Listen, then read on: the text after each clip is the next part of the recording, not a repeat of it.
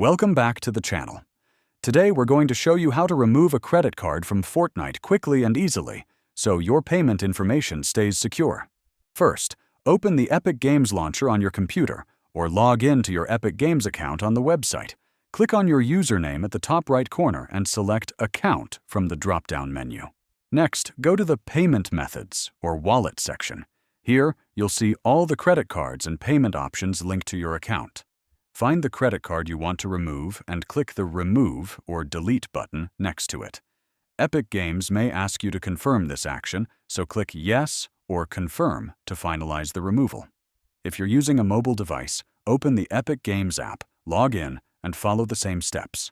Account, Payment Methods, Remove Card. Make sure your app is updated to the latest version for a smooth process. After removing the card, it's a good idea to log out and log back in to ensure the changes took effect.